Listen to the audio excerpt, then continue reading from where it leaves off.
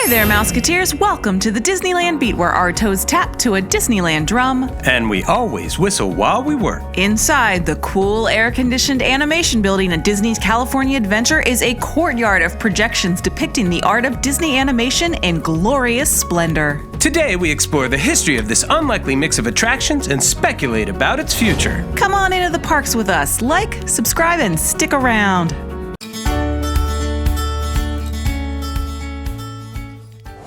Most people probably think fondly of the animation building at DCA. Many might have even had the introduction that I had, stepping in not sure what they would find, to be pleasantly surprised by the cool air and the gorgeous imagery of the Animation Courtyard. The floating pages shift from one story to the other, from the Jungle Book to the Little Mermaid. Some screens show clips from the movies, close-ups. Others show line drawings, others color tests. The effect at once immerses you in the world of the story while showing you how it is all made and comes together. Then it all transforms into the next property. It's a wonderful space, and it has lots of soft places to sit down, even lie down, and it's generally pretty quiet and relaxing, and it is visually stunning. But today it houses a somewhat odd collection of attractions, and when you look closer, it's really interesting to see how they all came together in this building.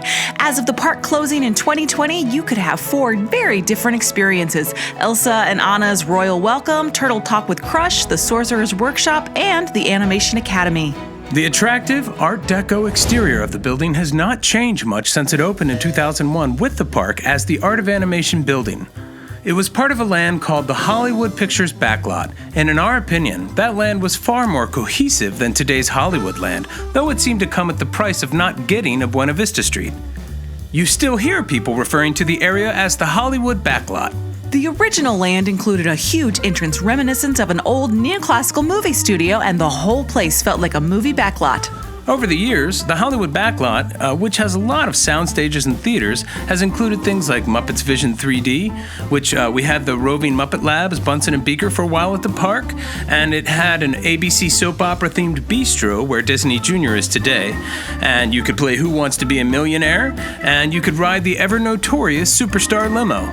The land may have had some rides that proved unpopular, however, it was much more cohesively themed. The Art of Animation building used to be focused more on the animation process alone. It featured lots of interesting and rotating displays about the animation process and how Disney made their animated features.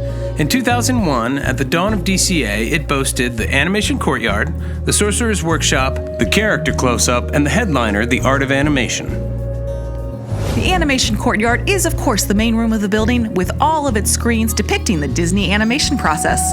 Drawn to Animation took place in a 230-seat theater that had a live actor interacting with a film featuring Mushu from Mulan as our guide. The cast member and Mushu would guide the audience through an experience exploring the animation process. In 2005, this show was replaced with the Animation Academy with almost no changes made to the theater. It now features a live Disney animator who walks you through drawing a beloved character. They do different characters throughout the day, and you can stop by and check out the schedule, and it provides fantastic souvenirs. The Sorcerer's Workshop features several different exhibits that are individually a lot of fun, but even this collection of rooms and stuff doesn't even seem quite so completely themed. One room features some of the historical tools of animation that you can interact with. The small room has a thermotrope and other animation inventions with which you can make your own rudimentary animations in the magic mirror realm. You used to be able to find more of these types of exhibits out in the courtyard as well. You continue into the Beast's library. This room is an interesting mix. The room is neat to watch, and it must have been a dry run for some of the newer Beauty and the Beast attractions. The room transforms periodically between the cobwebbed, dark ripped, and torn castle of the Beast to the bright, clean room of the prince the Beast becomes. Hang out for a while and watch it. It's probably one of the coolest parts of the workshop. There's also a fun but somewhat outdated touchscreen attraction that takes your picture, asks you a few questions, and then tells you what Disney character you are the most like. And that's it these days for the Sorcerer's Workshop, but there used to be more. It had a Little Mermaid section called Ursula's Grotto, and this had a section where you could provide voiceovers for different scenes and songs from Disney movies. Something most people can probably do on their computer these days. Good tech for a Disney party, but it got moved when the meet and greet came in. Overall, the Sorcerer's Workshop is really cool and educational, but it feels undeniably forgotten. The first new attraction to be added to the space was Turtle Talk with Crush. This attraction was a big hit at Epcot first before spreading out across several Disney properties. It's a win for Disney. It's charming and not too terribly expensive, and it can fit in a pretty small space. You can find this attraction these days on cruise ships, and there's even one at the Orange County Children's Hospital. The one at the hospital is notable for being the first Disney attraction in the United States that's run by volunteers. How very cool. When Eisner was greenlighting DCA, he didn't really have young kids in mind, so most of the attractions to be added after the fact were for the youngsters. A Bug's Land, Disney Junior, and the like. Turtle Talk with Crush is still a hit for the youngest Disney fans. While we very much enjoy this attraction, our only complaint is we're not entirely sure how the experience ties directly into the art of animation and the other attractions in the building. And again, we wouldn't want this attraction to leave the park at all. Our kid at 4 years old thought this was the best thing going, and I wouldn't take back his experience with Crush for the world. It does showcase an instant rendering technology that is impressive and now seen in other attractions, but our point is, sometimes it feels like some of the attractions in the animation building are there because there wasn't anywhere else to put them in the park. The next attraction to be added to the animation building was Anna and Elsa's Royal Welcome. It's a character meet and greet in the vein of the Fantasy Faire at Disneyland. It took up some exhibit space, and DCA had a great number of Frozen-themed attractions for some time. Olaf and Kristoff also stopped by sometimes for a friendly meeting. This did mean a reduction in the Sorcerer's workshop.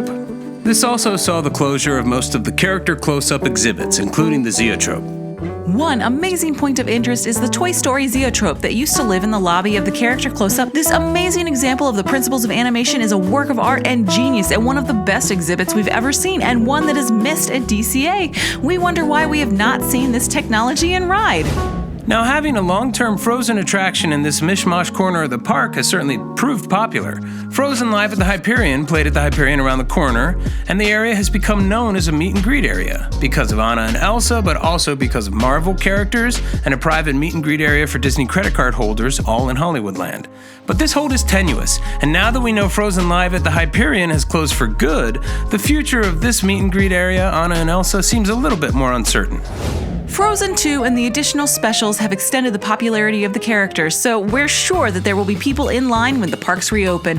But more so than anything else to us, the meet and greet just seems a bit out of place in the animation building, while at the same time, we can't really think of a better existing place inside DCA to put Anna and Elsa. They sure would fit in well over at Disneyland. We do wonder if they will stay at the animation building in the long run, and they do seem like the most likely candidate for change. It might just be some new characters that come in, but maybe they come up with something else. And we think the Sorcerer's Workshop, particularly the Beast Library, also needs some sort of overhaul and update. And certainly, the future of the animation building depends on what the future of Hollywoodland is. In recent years, the land has been an odd grouping of concepts and properties. It looks like 1920s Los Angeles. The buildings are lovely, yet its attractions have changed so much, from Muppets to PhilharMagic, from Superstar Limo to Monsters, Inc., and from the Tower of Terror to Guardians of the Galaxy. We're not sure where the land is really headed. We are not sure if Hollywoodland is going to see more or less Marvel. On one hand, Avengers Campus creates the opportunity to move all the Marvel stuff currently in Hollywoodland into the new land and refocus Hollywoodland on 1920s Hollywood as an extension of Buena Vista Street. On the other hand, we think it's entirely possible a Marvel-themed show could move into the Hyperion Theater, and Avengers Campus could expand further into the area, taking over most of the backlot of Hollywoodland. It also exposes another problem for DCA, the need to have a land where more of Walt Disney's animated characters feel at home. Maybe that's the future of Hollywoodland. The animation building is incredibly useful, even though it's one of many theaters and sound stages on the block. During Oogie Boogie's Bash, it gets a makeover into the meet and greet area for Oogie Boogie himself. The Animation Courtyard's multiple screens make it so easy to transform the look of the space, so it's really ideal for events and parties. I'd sure love to throw a party in there. We love this space, but it is our hope that the building makes some changes, refreshing its exhibits. And we hope that future attractions in the building help to recenter the focus of the building back on the animation process exclusively, maybe even with an immersive animation-themed attraction. Much like Tomorrowland, to keep it fresh and interesting, the animation building needs to constantly keep up with the changing animation techniques. And that's probably a tall order, but one that could be very rewarding. Well, that's it for us today, Mouseketeers. We hope you enjoyed this look into one of the coolest buildings at DCA. Let us know your thoughts in the comments and throw us a like. That really helps. See you real soon, Mouseketeers. See you real soon.